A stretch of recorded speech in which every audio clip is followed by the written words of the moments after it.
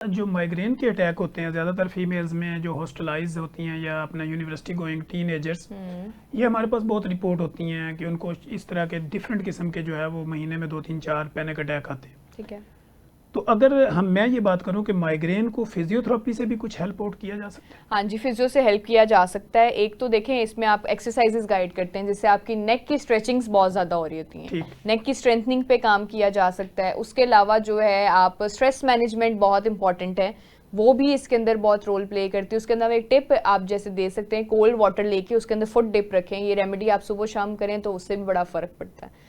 तो बहुत सारी नॉर्मल कैजुअल रेमेडीज़ ही होती हैं जिससे बड़ा एक, जैसे अगर आपको हील पेन बहुत फीमेल्स को रहता है तो उसके अंदर हम ये कहते हैं कि नीम गर्म पानी में नमक और ऑलिव ऑयल ऐड करें और उसके अंदर पाँव डिप रखा करें, तो जैसे पाँव बिल्कुल हल्के हो जाते हैं। ये जो ऑफिस जाने वाले लोग हैं, सारा दिन जो वॉक कर रहे हैं, जो फीमेल्स घर पे हैं और सारा घर संभाल रही हैं, मेहनत कर रही हैं सारा दिन और एक टांग पे खड़ी हुई हैं बेचारियाँ, तो वो रात को सोने से पहले एक दफ़ा जो है ना वो नीम गर्म पानी में पाँव डिप रख लें तो बड़ा हल्के फुल्के हो जाते हैं। तो इस तरह की छोटी छोटी टिप्स ही होती हैं जिससे बहुत फ़र्क पड़ता है।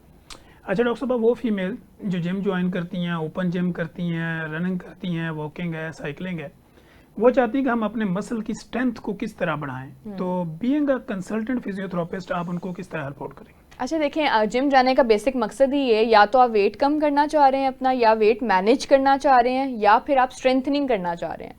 ठीक है, ये 3 डिफरेंट चीज़ें आ जाती हैं इसके अंदर। अब अगर स्ट्रेंथनिंग के लिए आप जा रहे हैं तो जिम में ऑटोमेटिकली आपकी स्ट्रेंथनिंग हो रही है जब आप उस पर वेट ऐड कर देते हैं, क्योंकि फिजियोथेरेपी में 2 चीज़ें, स्ट्रेचिंग्स और स्ट्रेंथनिंग। स्ट्रेचिंग्स जो होती हैं जैसे हम खुद करा रहे हैं पैसिव मूवमेंट्स, और स्ट्रेंथनिंग क्या होती है कि हम उसमें साथ साथ वेट ऐड करते जाएं। ठीक है, ये सीधा बाजू तो लेके जा ही रहे हैं, उसको स्ट्रेच तो हम कर ही रहे हैं, लेकिन उसमें हम साथ जो है थोड़ा बहुत वेट ऐड कर दें वेट लिफ्ट में, तो वो आपकी मसल की स्ट्रेंथनिंग हो जाएगी। तो उसी तरह से जब आप जिम जा रहे हैं तो ऑटोमेटिकली वहाँ पे हो रहा है वो सारा काम, लेकिन उसकी कंसिस्टेंसी से और उसकी ड्यूरेशन ऐड ऑन करने के साथ साथ जो है ना आपका प्री वर्कआउट और पोस्ट वर्कआउट जो है वो बड़ा इंपॉर्टेंट रोल प्ले करता है कि आपके मसल वाकई स्ट्रेंथ गेन कर रहे हैं या सिर्फ आप खप खपा के स्वेट बहा के ही आ रहे हैं। क्योंकि बहुत सारे लोग हैं जिम जा रहे हैं उसके बावजूद जैसे मेरे इस तरह दर्द हैं क्योंकि वो ठीक से नहीं कर रहे होते, या अक्सर जिम जा रहे होते हैं विदाउट ट्रेनर होते हैं और फिर वो जो कोई ना कोई इंजरी करा के जिम से वापस आते हैं।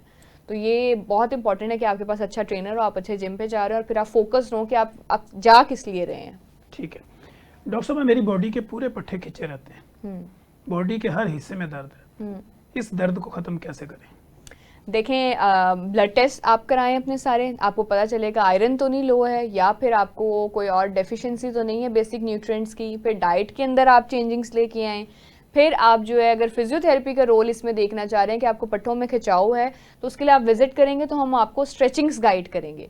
बेसिक स्ट्रेचिंग्स ही ना बड़ा रोल प्ले करती है। जैसे मुझे रात को नींद नहीं आती तो मैं कितनी देर लेटी हुई हूँ लेकिन थकी भी बहुत ज़्यादा हुई हूँ, टांगों में अजीब सी बेचैनी भी है लेकिन सोया नहीं जा रहा है, तो मैंने क्या किया है कि उसके अंदर मैंने एक एक्सरसाइज ऐड कर दी है सोने से पहले कि मैं सीधा लेट के टांगे ऊपर रेस कर लेती हूँ और उसके बाद मैं एंकल पंप्स करती हूँ, यानी टांग ऊपर उठाई हुई और अपने फुट को आगे पीछे आपने मूवमेंट देनी है, प्लांटर फ्लेक्शन और डॉर्सिफ्लेक्शन, और उसके बाद जो है ना आप देखेंगे आपको ऑटोमेटिकली आपका नींद का साइकिल ठीक हो जाएगा, क्योंकि ब्लड प्रेशर वो ब्लड जो सर्कुलेशन है वो इनहेंस हो जाती है। समटाइम्स हमारा ब्लड रिस्ट्रिक्ट हो जाता है, पट्टों को ऑक्सीजन प्रॉपर्ली नहीं मिलती जिसकी वजह से वो रिलैक्स नहीं होते और सारा दिन आप थकावट का शिकार रहते हैं। फिर हम आपको गाइड करेंगे अपने पानी का लेवल चेक करें, आप पानी कितना पीते हैं पूरे दिन में। इसके अलावा इसके अंदर जो है वो हम कपिंग थेरेपी भी करते हैं, ड्राई कपिंग होती है, वेट कपिंग होती है, उससे भी जो है ना मसल की टेंशन रिलीफ की जा सकती है। एक कपिंग थेरेपी तो हिजामा होता है? हाँ जी वही, वो वेट कपिंग होती है। एक होती है ड्राई कपिंग जो नॉट्स खोलने के लिए या ब्लड की सर्कुलेशन यानी उसमें आप ब्लड निकालते नहीं है? नहीं, वो ड्राई कपिंग होती है। ठीक है, ड्राई कपिंग। और जो हिजामे वाली है उसमें ब्लड निकाला उसमें टॉक्सिक ब्लड निकाला जाता है, बैड ब्लड जो होता है। अच्छा डॉक्टर साहब, कपिंग की आपने चूंकि बात शुरू कर दी तो कपिंग पे भी हमने देखा है कि लोग आते हैं वो कहते हैं मैंने 10 कप लगवाए, कोई कहता है मैंने 7 कप लगवाए, कोई कहता है मैंने 3 कप लगवाए। तो अगर आप इसकी एक्सपर्ट हैं तो ये कपिंग थेरेपी है क्या और ये कितने कप लगवाने चाहिए? अच्छा देखें, कपिंग जो है ना हिजामा जिसको कहते हैं, ये हुजूर पाक सल्लल्लाहु अलैहि वसल्लम को जो है वो मिराज शरीफ में गिफ्ट दिया गया था जिसके बाद से जो है ना इसमें आप क्या करते हैं लेकिन बेसिकली, इसका हमने देखा आज के दौर में इसका मिसयूज भी हो रहा है, बहुत ज्यादा मिसयूज हो रहा है, लोगों को गाइड नहीं सही तरह से किया जाता है और इतना अजीब कॉन्सेप्ट बन गए हैं लोगों लोग के। कहते हैं जामा कराओ शुगर खत्म है, जामा कराओ हाँ मोटापा नहीं खत्म। देखें, नहीं नहीं, ये डायरेक्टली उस तरह से इम्पैक्ट नहीं देता है। जो इसकी बिहाइंड साइंस है वो यही है कि ये जो है ना आपके बैड ब्लड को एक्सट्रैक्ट करता है बॉडी के लेकिन अंदर वो से। भी कंटिन्यूसली, जब तक आप हैं आपने करवाना होता है, जिंदगी में एक दफा करवाने से कुछ नहीं होता। नहीं होता है होता है। आप देखिए ये कहें कि एक बंदे ने 50 साल में एक दफा जामा कराया वो बीमारियों से बच जाएगा, नहीं कैसे नहीं नहीं, मुमकिन है? ऐसे नहीं होता है, लेकिन मैं बताती हूँ आपको, आपकी इम्यूनिटी बूस्ट होती है बहुत ज़्यादा। जैसे हिजामा है जो है ना, हम उसके अंदर सुन्नत के पॉइंट से देखा जाए तो सुन्नत के डिफरेंट पॉइंट्स होते हैं। अब कुछ लोगों का क्रेज है, मैंने 18 कप लगवाने हैं, मैंने 22 कप लगवाने हैं, मतलब लगा दें जहाँ जहाँ लगते हैं।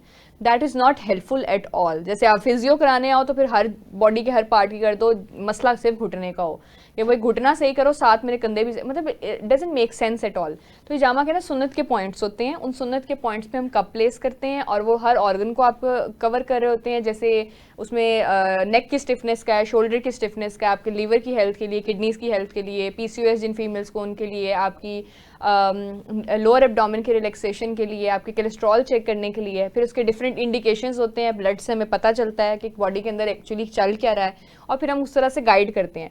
पहले सेशन के बाद ही पेशेंट्स का बड़ा अच्छा रिव्यू होता है कि एक तो उससे स्लीप साइकिल बड़ा अच्छा आपका ठीक हो जाता है, फिर आपकी स्ट्रेस और एंग्जाइटी कम होती है और मसल्स बहुत ज़्यादा रिलैक्स हो जाते हैं। तो मेरे जितने पेशेंट्स एक दफ़ा करा के गए हैं वो उनको आना पड़ता है, क्योंकि वो इतने अच्छे उनके फीडबैक होते हैं कि वो दे वेट के हर मंथ जो है हम इसको रिपीट कर सकें। एक्सपर्ट ओपिनियन क्या है कि कितने कप लगवाना चाहिए?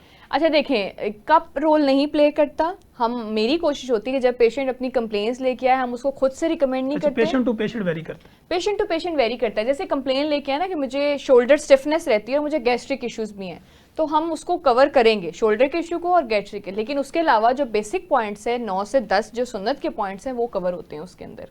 एक्स्ट्रा कप्स फिर कोई लगवाना चाहे, जो थोड़ा सा, कुछ लोगों को फोबिया भी होता है। एक लोगों को फोबिया होता है भाई ब्लड बहुत ज़्यादा निकालना है, मैंने भरे हुए कप देखने हैं।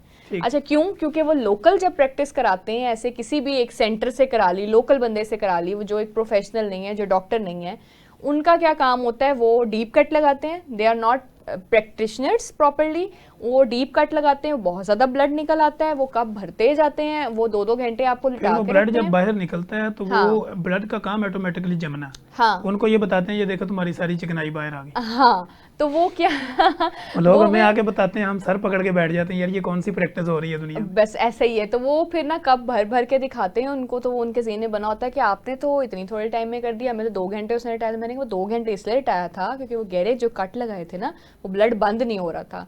अगर वो ऐसे ही तुम्हें घर भेजते थे या तो अनेमिक होता है या यू विल बी गॉन। तो वो इस चीज़ को अवॉइड करने के लिए जो है ना वो आपको 2-2 घंटे वहाँ लिटाई रखते हैं, फिर भर भर के कप्स निकाले थे, ब्लड तो रुकेगा नहीं।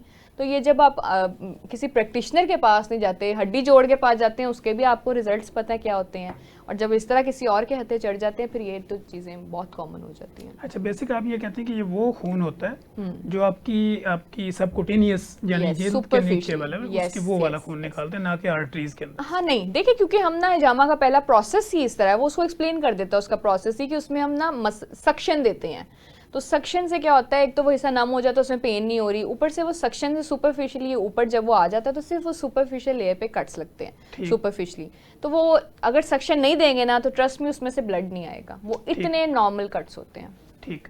अच्छा डॉक्टर साहब, आजकल जितने भी बाइकर हैं जो बाइक चलाते हैं, या इसके अलावा वो पेशेंट या वो लोग जो खड़े होकर ज़्यादा काम करते हैं, तो वो इस कंप्लेन के साथ रिपोर्ट होते हैं, डॉक्टर साहब मेरे ना हिप जॉइंट से एक पेन निकलता है, हाँ। फीमर के अंदर से होता हुआ मेरा नीचे वाला पाँव को सुन कर देता है। हम जब उसको डायग्नोज करते हैं या प्रॉपर फिजिकल उसकी एक्टिविटी को देखते हैं या उसको एग्जामिन करते हैं पेशेंट को, तो पता चलता है ये sciatica नर्व पेन है। ठीक है। ये आजकल कॉमन होने की वजूहात क्या है और इसका ट्रीटमेंट क्या है? अच्छा, एक तो प्रोलॉन्ग सिटिंग, बिल्ला वजह इस तरह से बैठे हैं लैपटॉप वर्क पे, और फिर जब सडन कोई एक्टिविटी की तो वो एकदम जर्क लगने की वजह से वो नर्व इम्पिंज हो गई है।